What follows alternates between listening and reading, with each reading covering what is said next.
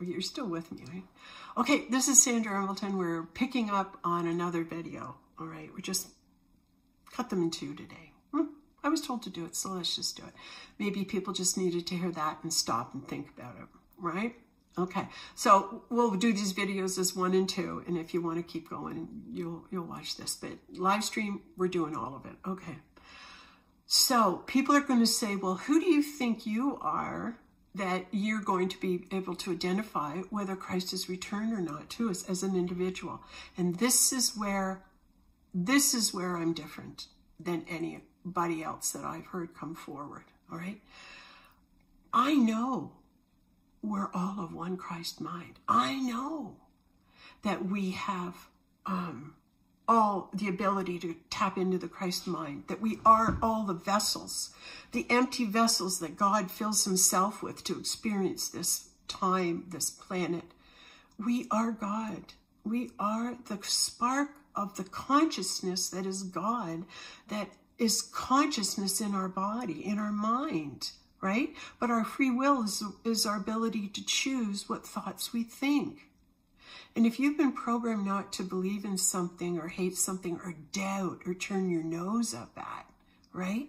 You've been programmed not to understand that your true source and your true connection is God, right? That's why they're actively trying to cause a disconnection. So we are in the connection time right now of connecting to who it is that we really are. Now, I like to watch David Wilcock on Sundays. I get a kick out of him. And there's some things that I actually do get to meet David Wilcock, so we can have a little discussion about. But most, if he reads his mail, people help him, give him pointers and everything, whatever that he's. But he's out there, right? He's freaking out there every Sunday, and you gotta love him because he's giving us something to do. He's giving us something to think about. He's providing a platform, and regardless of what he says, what the platform is saying, there's at least 6,000 people that are on board every single Sunday that want to go for a ride with him.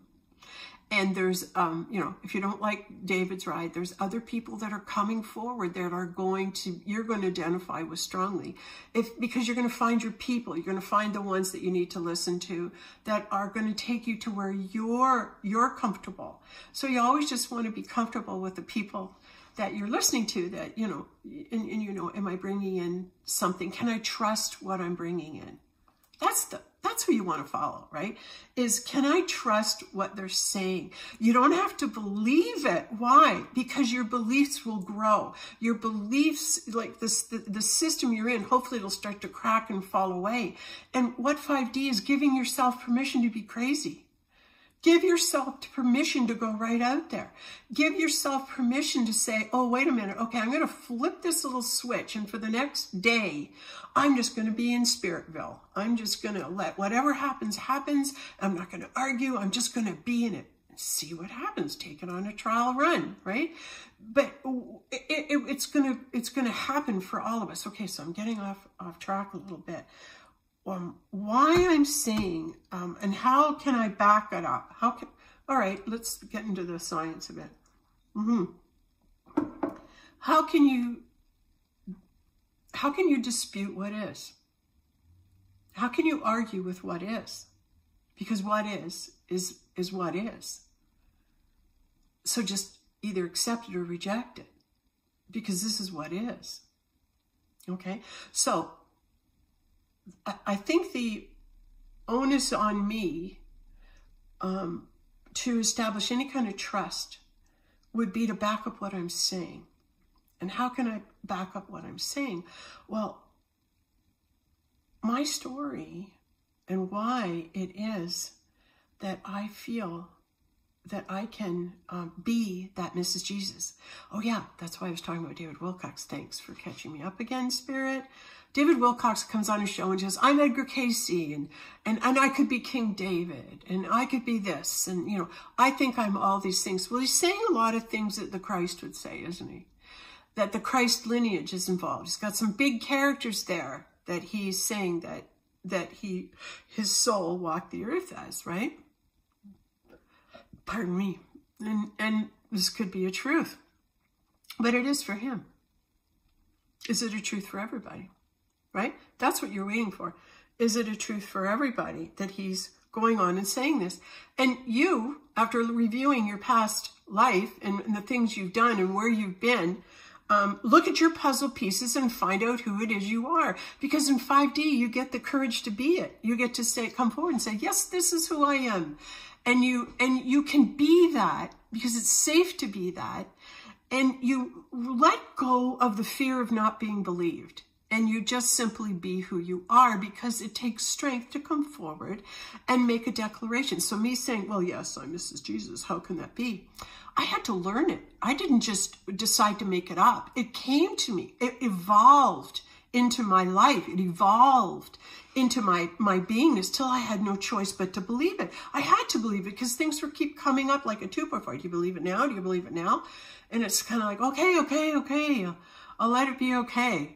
And when you go back into some of my videos and you watch some of the stuff, I'm gonna show you.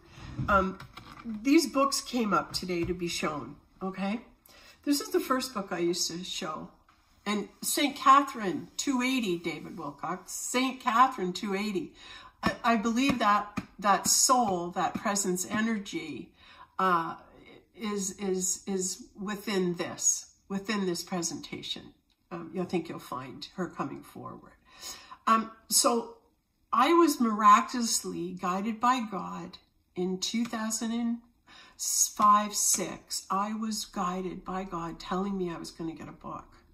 And I did not know what he meant. Was it a book I wrote? Was it a book that someone's going to give me? I didn't know what God was saying when he said, Sandra, you're going to get a book. And then he told me, Sandra, you're going to collect the 500. You're going to collect the 500. And these messages were given to me when I would meditate, and I wrote them down in my journal. I held on to them. But then my story started to take a turn when God connected with another individual that was in my meditation yoga class and told her that she has to get Sandra Embleton a book. So she called me up and said, why don't you come over to my house for tea? And I said, okay, I will. And I hadn't seen her for a couple of years, so she had no idea that I was meditating and getting messages from God that were, Sandra, you're going to get a book. Sandra, you're going to get a book. And then I started getting messages prior to that of Sandra, collect the 500. Sandra, collect the 500. And I'm guessing it was the 500 souls because I was able to start to know who people were at the time of Christ. It was very miraculous. But when I was teaching yoga in 2000, I just started getting this knowing of who people were who walked the earth at the same time Christ did. And people just started coming to me and strange things started happening. Like my yoga class, I had 12 students. One person shows up. 1 out of 12. Where's the class? And we're sitting there talking, we're doing a little yoga, and all of a sudden I turn to this lady and I'm hearing tell her that when Christ walked the earth, this is who she was. And I go, okay. And I turn and I say, hey, please don't, I don't want to lose my job by telling you this, but I'm getting a message that you walked the earth at the time of Christ. And she, I know that. I knew I did. How did you know that? And I said, I don't know. I'm just hearing it. And she goes, oh my God, well, I did. And then I started saying, well, this is who you were. And she goes, oh, okay. And I started getting this ability, right? And so the lady who called me over, invited me over for tea. She had no idea that I was being guided by God to collect the 500 souls that walked the earth at the time of Christ. She didn't know that God was telling me to get a book. She didn't know I was hearing that. So when she called me up and invited me over for tea, I went over to her house and she opened the door and she said, you're meant to be here today. And I go, what do you mean? And she said, the phone rang this morning at 7 o'clock and a man asked if Sandra was there. So your coming was heralded. I said, oh my God, that really happened? And she said, yeah. And I said, that's weird.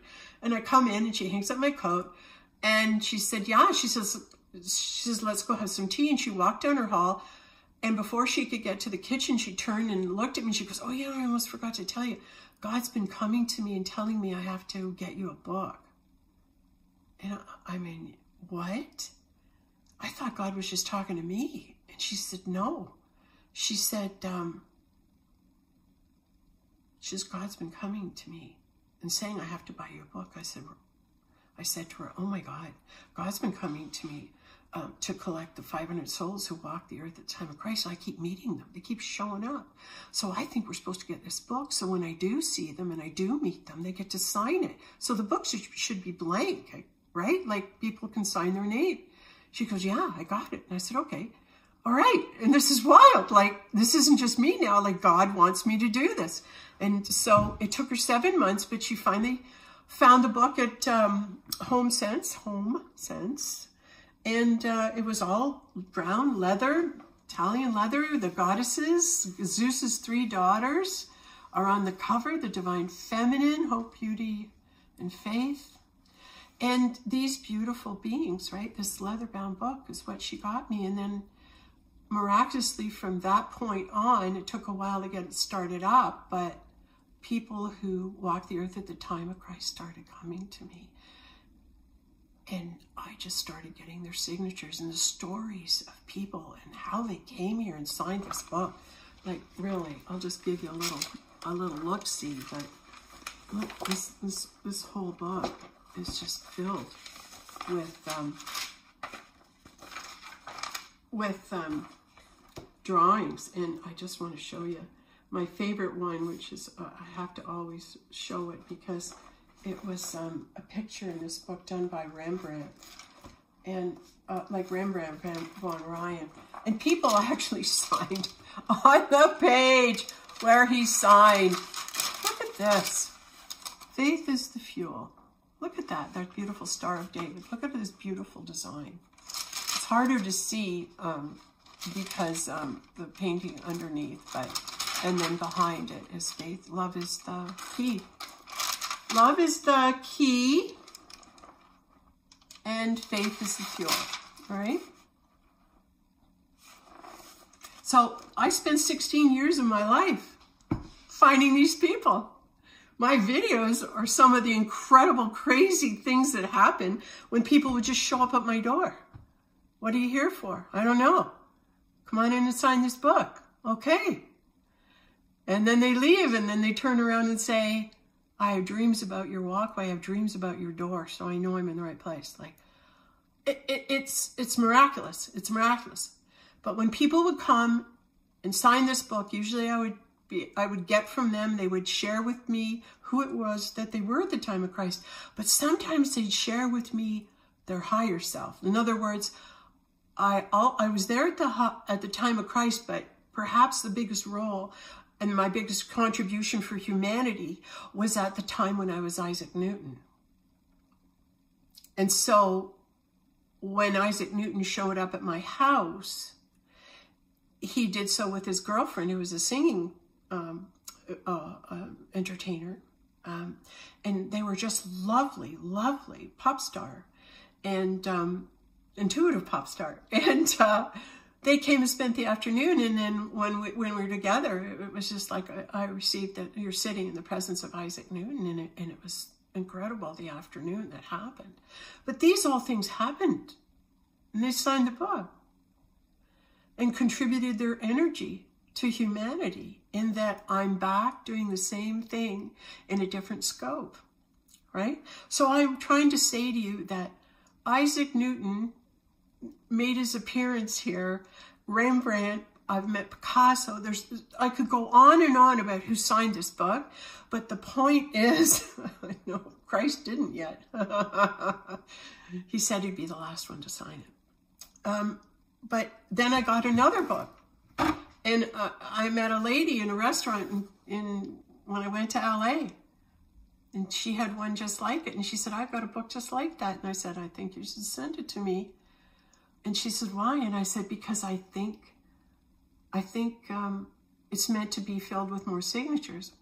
Well, see, the other book, I had the 500, but this book came, and I started to collect a few more signatures, but then it stopped. And it was like in 2000, it stopped. So it kind of went to sleep for 4 years.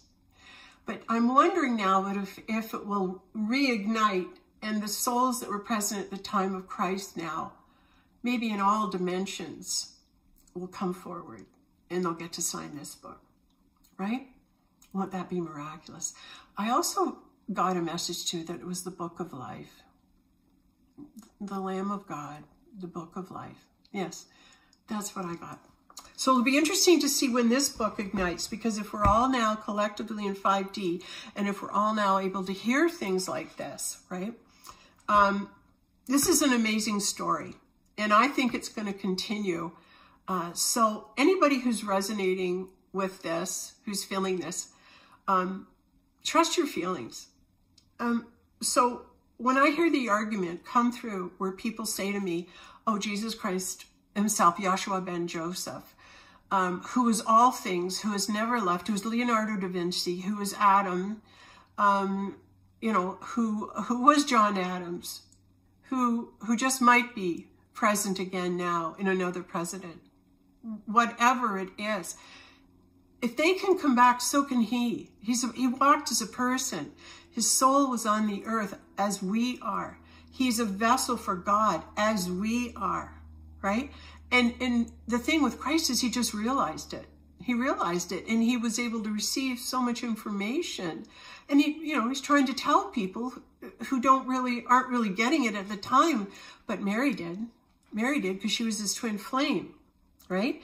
And that job Mary had was when then Christ left the earth out of his physicality, his presence went into her, right? So you could say that I carry the presence of the Christ. The actual energy of the Christ is in me because I'm holding it for him.